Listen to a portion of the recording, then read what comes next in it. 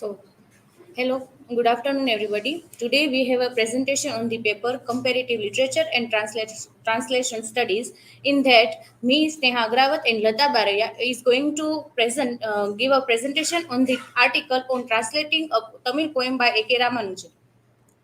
So here is the table of content: introduction, A.K. Ramanujan, abstract of article, key arguments, analysis, outcome of article, and conclusion. So let's see the introduction. Firstly, article start with the talk of world literature.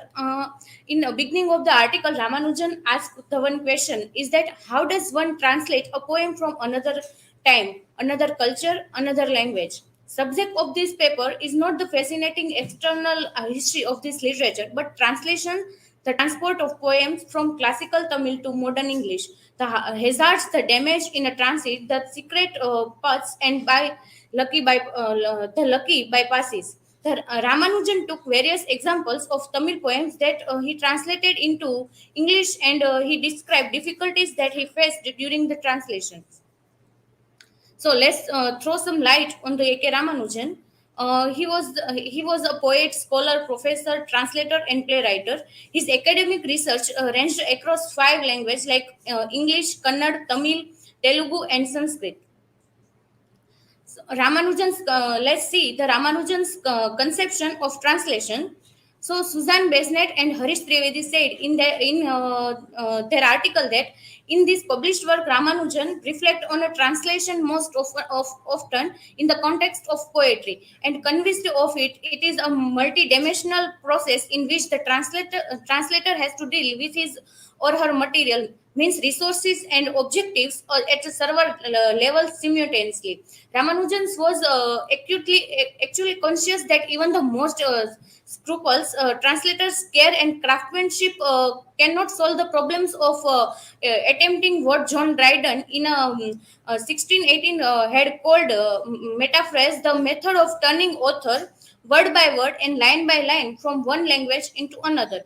Ramanujan developed his conception of outer and inner poetic form from two culturally incommensurate sources. On the one hand, he owed the distinction in a part to Noam Chomsky's analysis of surface in deep structure in a discourse, and to Roman Jagbon's rather different structuralist analysis of the grammar of poetry, especially the latter's distinction between verse instance and verse design. They further said that Ramanujan also applied the distinction between outer and inner from his own practice as a scholar and a poet when in a rare and therefore frequently quoted comment. He said that English and my disciplines give me my outer forms, linguistic, materialical, logical, and other such a way of shaping experience. In my first 30 years in India, my frequent visits and fleet shift my personal and professional preoccupations. With Kannada, Tamil, the classic and folklore give me my substance, my inner forms, images and symbols. They are continuous with each other, and I not longer can tell what comes from where. To a remarkable extent, Ramanujan's differentiation between outer and inner form, which he formulated in the 1960 or early 1970, paralysis in the distinction between phenotext and genotext, which Julia Kristeva developed it around the same time from the same structural linguistic sources, but which she deployed in a post-structuralistic psychoanalytical theory of signifying practices. Here is the key argument that first one said that poetry is that which is lost in a translation. Even Pritchard's, the anthropologist, used to say, if you translate all the European arguments for atheism into Azande, they would come out as arguments for a god in Azande. Such observations certainly disabuse of the commonly held notion of literal translation. Walcott argued that English does not have left branching possibilities, but they are a bit abnormal. Hopkins and Thomas's poetry, the leftward syntax is employed for a special poetic effect. It alternates with other, more normal types of English sentence. In Tamil poetry, the leftward syntax is not eccentric, literary, or offbeat, but part of everyday natural speech. For further analysis, I would like to call Lata Bare.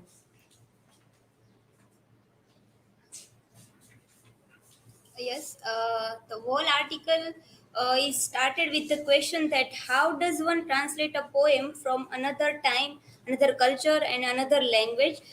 A.K. Ramanujan started with A.K. Ramanujan started with the comparison of sound, rhyme, structure of the Tamil poem that he wants to translate it into English. And it is not about the translating one text, but it is about translation of time, translation of culture, translation of other language.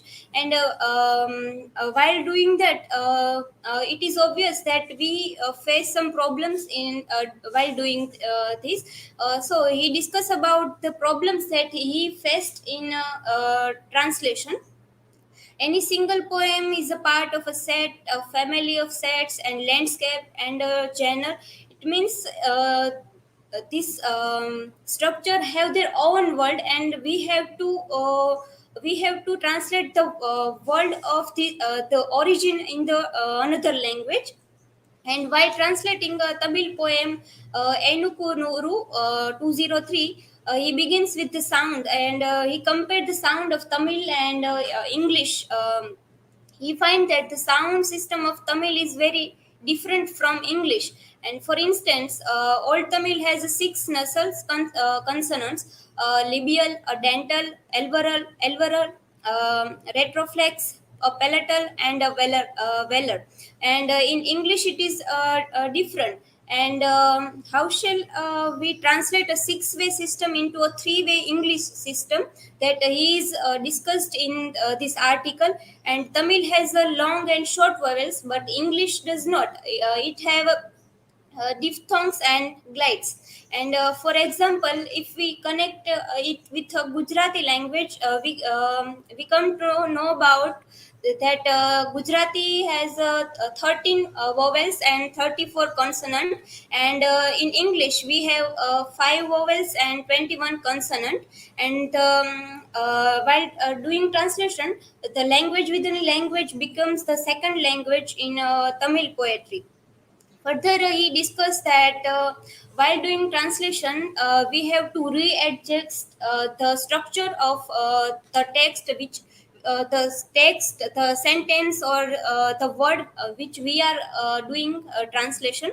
If we take one example of the sentence that Ram killed Ravan, and if we want to translate it into Gujarati, we have to readjust the structure of this a sentence, because if we translate it as it is in Gujarati, it becomes difficult to understand, and the meaning of this sentence is also changed while doing translation.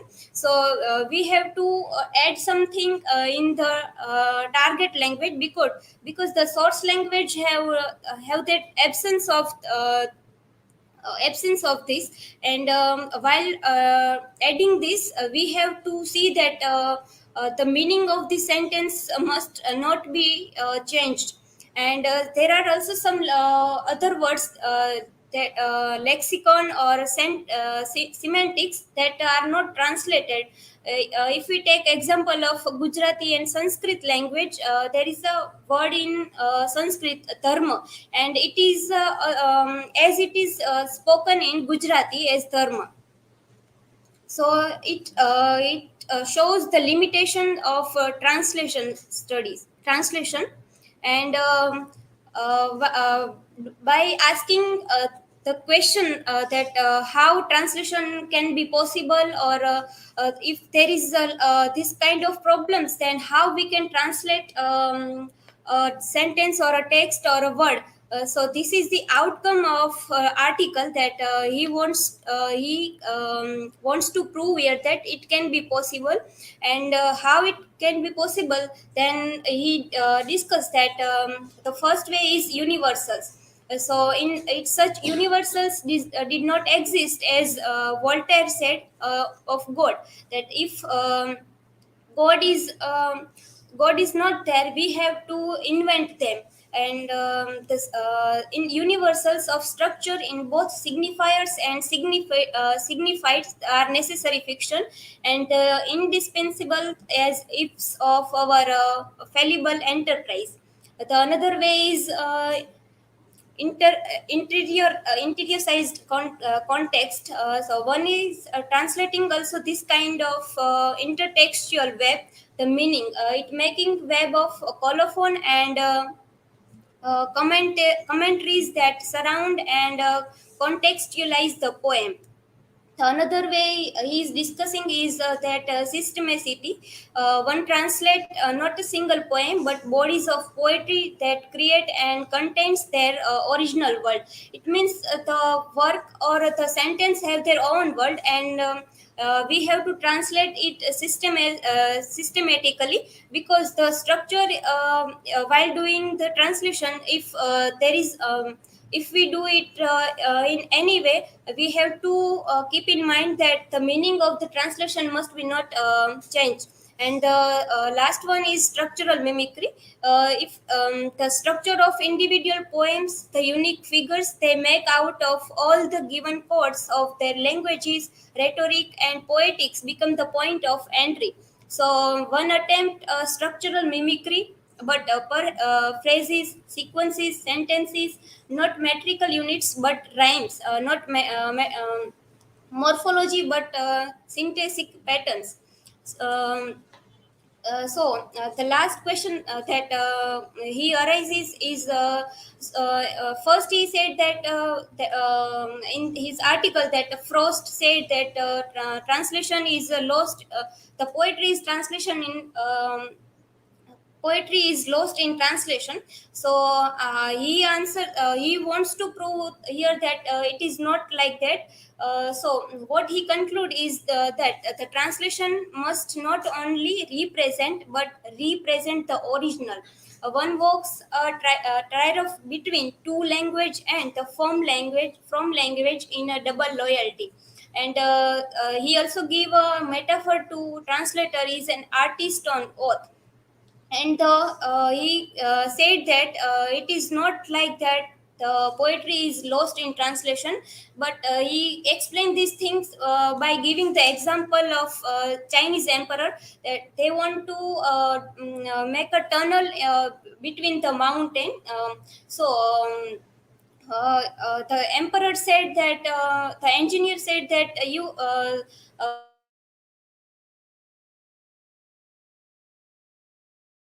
we can do work from both side of mountain, so we can and this both side will meet in middle, and we got a tunnel. But one asked the question that what if the tunnel will not meet in middle.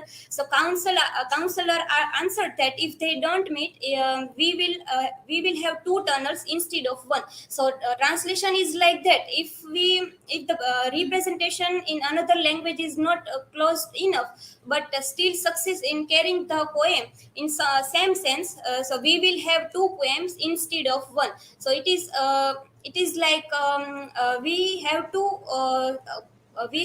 put say the same meaning and the same sense that the original work is saying. And by translating also we are saying the same thing that the original work is saying. But the difference is that we are using different sentences, different words, and different structure for the for our translation. So this is the citation, and thank you.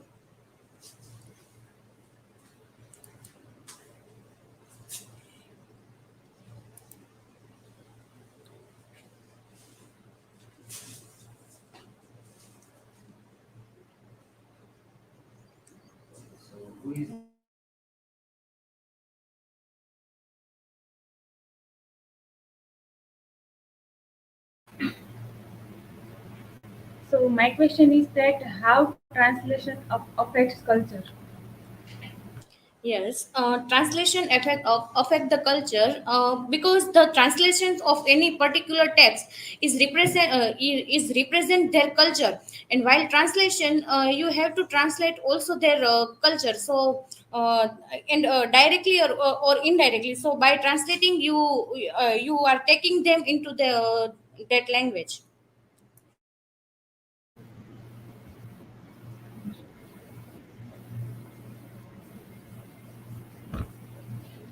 Yes, my question is that can you give any metaphor for translation? And we had a workshop on it also. So can you give any example? Yes, we can take an example of moon. That moon's calmness is best translation of sun's light.